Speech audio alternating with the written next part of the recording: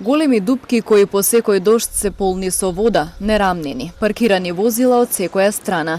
Вака изгледа делот од булеварот Благоја Тоска во Тетово покрај клиничката болница, односно местото каде што треба да биде продолжен за да се поврзе со другиот дел од булеварот.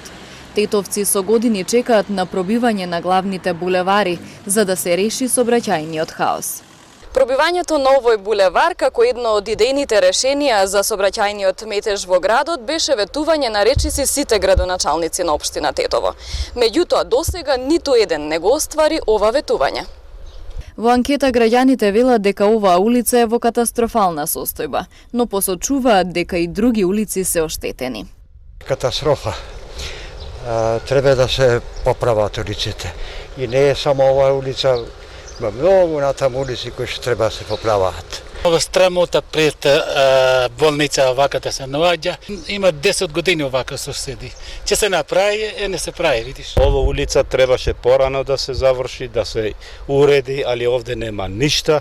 Ова работа стои долго време. Главен проблем е експроприацијата на имотите на граѓаните, кои се наоѓаат на местото каде што треба да поминува булеварот Благоја Тоска.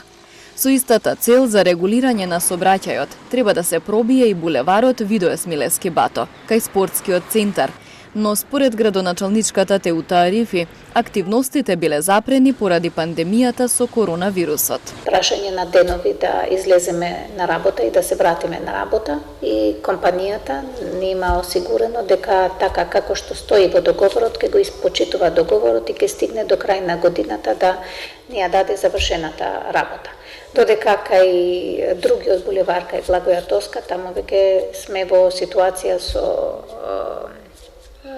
исплаќање на експроприации, но треба да се има предвид фактот дека генерирањето на средства ни е апсолутно многу отежнато овој период, така да мислам дека побрзо ќе ни оди работата кај индустријскиот булевар.